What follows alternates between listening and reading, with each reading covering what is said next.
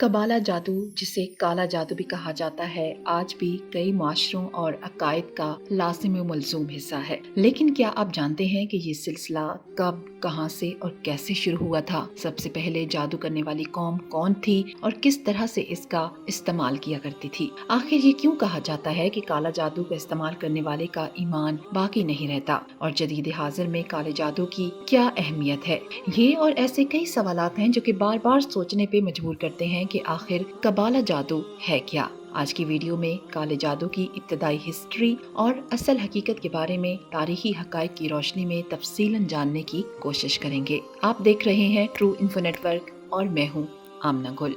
नाज़रीन कराम, कबाला जादू शैतानियत और सफलियात से मुतालिक है, जिसमें मुख्तलिफ नशावर चीज़ों, जादुई अमलियात और हिप्नोटिज्म के ज़रिए दिमाग और इसकी सोचों को कंट्रोल किया जाता है। यही वजह है कि कबाला जादू को जादुई दुनिया का सबसे खतरनाक तरीन जादू भी कहा जाता है। कबाला सिर्फ एक खतरनाक जादू ही नहीं है, बल्कि ये जादू की कदीम तरीन अशकाल में से एक है और इसके ताने बाने बनी इसराइल तक से मिलते हैं, जो कि शैतानी ताकतों और अमलियात पर यकीन रखने और उन पर अमल करने में अपनी मिसाल आप थे।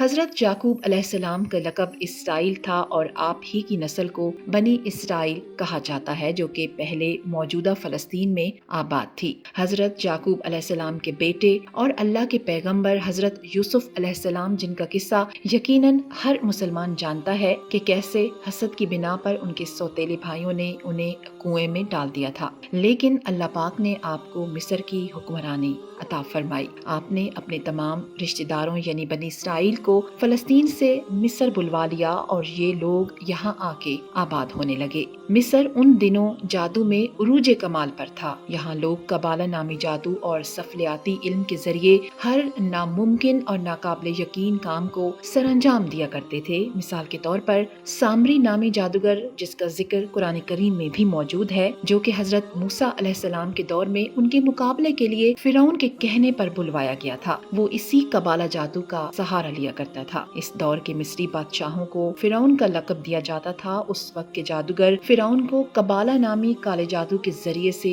शैतान से राबिता करके दुनिया पर हुक्मरानी करने के नित नए हरबे सिखाते थे और ऐसी ऐसी इजादात करवाते जिनको अभी तक साइंस समेत इंसानी अकल हैरत से तक रही है। इन्हीं इजादात में हैरान कुन इजाद एहराम मिस्र भी है। नमरूद के दौर की अजीब इजादात भी उन्हीं में से एक हैं। लेकिन एक वक्त ऐसा आया जब हजरत मूसा अलैहिस्सलाम को अल्लाह ताला ने ये हुक्म दिया कि वो अपनी कौम यानी बनी इसराइल को लेकर फलस्तीन की तरफ हिजरत कर जाएं। हजरत मूसा अलैहिस्सलाम बनी इसराइल को समुंदर के रास्ते निजात दिलवाकर मिस्र से निकल गए, जहाँ फिरौन अपने लश्कर समेत समुंदर में गर्क हुआ और मूसा अलैहिस्सलाम बनी इसराइल को लेकर दोबारा से फलस्तीन में आबाद हो गए। लेकिन उस दौरान बनी इसराइल कौम फिरौनों में रहते हुए गुरूर तकब्बुर, माहिर जादूगरों का इल्म और दुनिया पर हुक्मरानी के हरबे सीख चुकी थी, यानी उनमें फिरौनों जैसी तमाम दरिंदगी वाली सिफात पैदा हो चुकी थी। फलस्तीन आकर बनी इसराइल रफ्ता रफ्ता सरकश और नाफरमान बन गई और मिस्री जादूगरों से सीखे गए कबाला अमलियात और जादू को अपने मकासद के लिए इस्तेमाल करने लगी। बनी इसराइल ने जादू में मिस्री जादूगरों से भी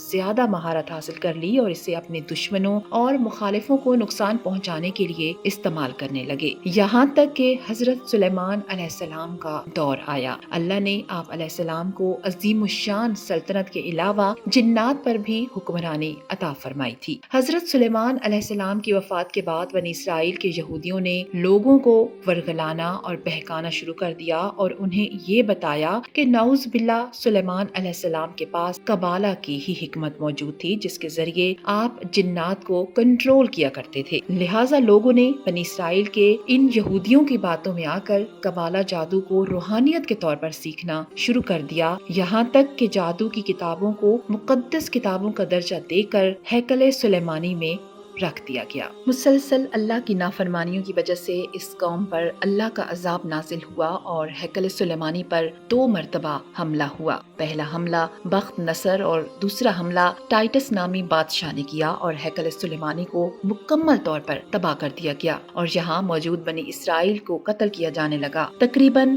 1.5 لاکھ یہودیوں کو قتل کیا گیا۔ بچے کچے یہودی مجبوراً ہجرت کر کے پورے کرۂ ارض پر پھیل گئے۔ ہیکل سلیمانی پہ حملے کے دوران جادو کی سب کتابیں ہیکل سلیمانی کے ملبے تلے ہی دب کر رہ گئیں، جبکہ حملہ آوروں کو خبر تک نہ تھی کہ آخر قبالہ نامی جادو کیا چیز ہے۔ لیکن پھر 1128 عیسوی میں ان بچے کچے یہودیوں نے مل کر ایک تنظیم کی بنیاد رکھی جس کا نام نائٹ ٹیمپلرز رکھا گیا۔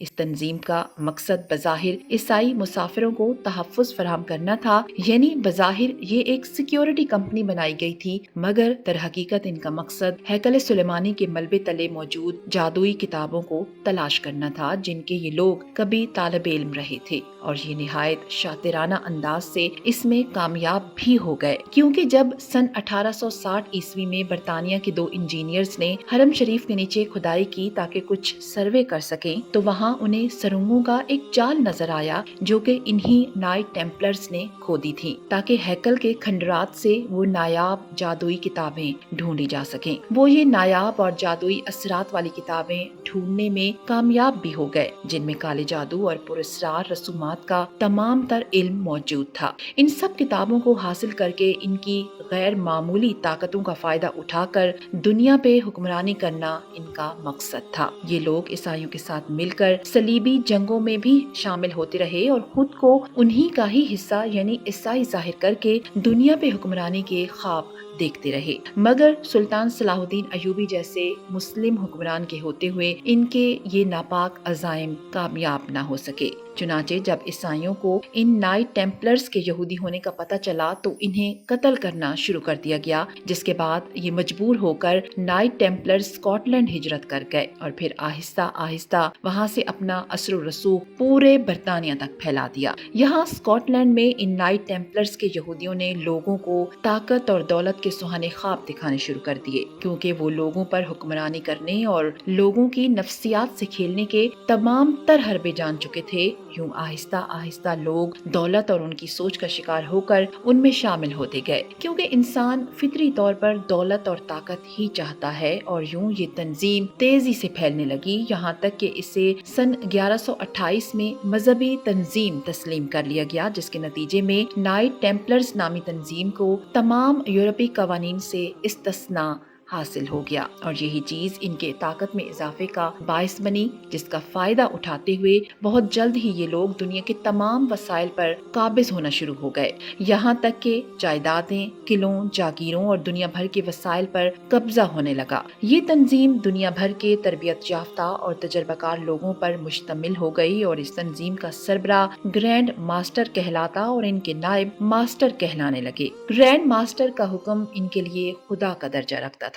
اس زمانے میں لوگ بیرون ممالک سفر کرنے سے انتہائی گھبراتے تھے، کیونکہ راستے میں ڈاکوؤں کا خدشہ رہتا تھا۔ جبھی ان نائٹ ٹیمپلرز نے تھوڑی سی فیس کے بدلے لوگوں کی نقدی اور رقم ایک جگہ سے دوسری جگہ پہنچانا شروع کر دی اور سود لینا شروع کر دیا۔ اسی سسٹم کے ذریعے آگے چل کر بینک کا نظام متعارف کروایا گیا۔ بعد میں یہی یہودی نائٹ ٹیمپلرز یورپ میں پہلے سے موجود ایک تنظیم میسن گلز میں شامل ہو گئے، اور یہاں قبالہ جادو کی رسومات اور علامات متعارف کروانا شروع کر دی گئیں۔ کچھ عرصے بعد ہی ان نائٹ ٹیمپلرز یہودیوں نے میسن گلز کے ہی اراکین میں سے اپنے ہم خیالوں کے ساتھ مل کر اپنا نام بدل کر فری میسن رکھ لیا، اور یوں فری میسن نامی تنظیم وجود میں آئی، جس کا مقصد پوری دنیا میں آزاد خیالی اور دین سے بیزارگی کو فروغ دینا تھا، انسان کے اندر جنس پرستی اور مادی خیالات کو پروان چڑھانا تھا۔ چنانچہ اسی چیز کو آگے بڑھاتے ہوئے اس تنظیم نے یورپ میں جنگوں کو بڑھایا اور سودی کاروبار یعنی بینکنگ اور عالمی مالیاتی ادارے IMF وغیرہ بنا کر دنیا کی معیشت کنٹرول کرنے کا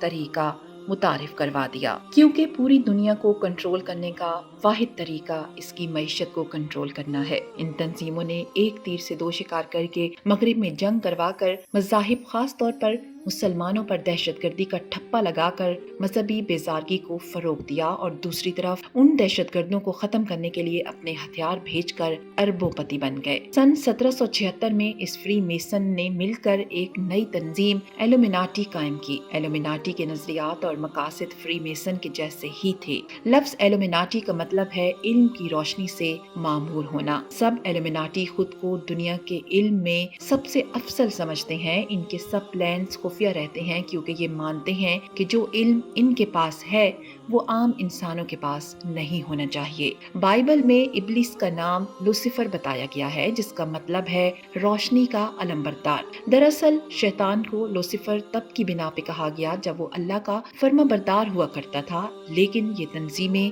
आज भी शैतान को अच्छा ही मानती हैं, इसलिए वो शैतान को लूसीफर ही कहते हैं। कहा जाता है कि दुनिया की मुकम्मल आबादी में से सिर्फ 1% ही एलुमिनाटी है, जो कि दुनिया के अमीर तरीन लोग हैं, और ये 13 ब्लड लाइन्स यानी खानदान हैं जो कि नस्ल दर नस्ल शैतान की पूजा करते चले आ रही हैं। नाज़रीन कराम, ये तो थी कबाला जादू की असल तारीखी हकीकत। अब बात करते हैं कि कबाला जादू कैसे किया जाता है और इसका लोगों की जिंदगी पर क्या असर होता है। अगर हम सिर्फ पाकिस्तान ही की बात करें तो यहाँ आपको असली और जाली बहुत से आमिलीन नजर आएंगे और हर एक ये दावा करता है कि इसके पास बहुत से मुवक्किल हैं जिनके जरिए वो आपकी तमाम तर परेशानियों और मसाइल को हल करवा सकते हैं। ये मुवक्किल दरअसल जिन्नात होते हैं, उनमें से कुछ नेक जिन होते हैं और कुछ बद होते हैं। बदी को मानने वाले जिनों के जरिए से कबाला और काला जादू करवाया जाता है। ये आमिलीन कुछ ऐसे अमल करते हैं या आप ये कह लें कि ऐसे चिल्ले काटते हैं, शैतान की पूजा करते हैं, जिसके बाद ये मुवक्किल या जिन्नात किसी हद तक उनके कंट्रोल में आ जाते हैं। इन चिल्लों के लिए सबसे पहले तो ये आमिलीन पाक और नापाक के फर्क को खत्म कर देते हैं। पेशाब, पखाना, नजासत, खून, इनको इससे घिन नहीं आती, बल्कि अपने चिल्लों में ये इनका इस्तेमाल करते हैं। तावीज़ों में शैतान की अलामात बनाई जाती हैं या शयातीन के नाम लिखे जाते हैं। कुछ गिनती को भी उल्टा सीधा लिखकर कोर्स बनाकर लिखे जाते हैं, जिनका सही मतलब सिर्फ उस शैतान के पैरोकार ही समझ सकते हैं। कुरानी औराक को नऊज़ बिल्लाह जलाया जाता है, कुरानी आयात उल्टा लिखा जाता है। जादू के लिए जिस इंसान पे ये अमल करना हो उस इंसान के पहने हुए कपड़ों का इस्तेमाल किया जाता है। काला मुर्गा, काला कुत्ता, काली बिल्ली या काली सिरी भी जादुई अमल के लिए इस्तेमाल में लाई जाती है। अल्लाह सुब्हान ताला इन तमाम शैतानी हरबों से हमें महफूज रखे और हमें ईमान कामिल अता फरमाए। मालूमात पसंद आए तो वीडियो को शेयर ज़रूर कीजिएगा।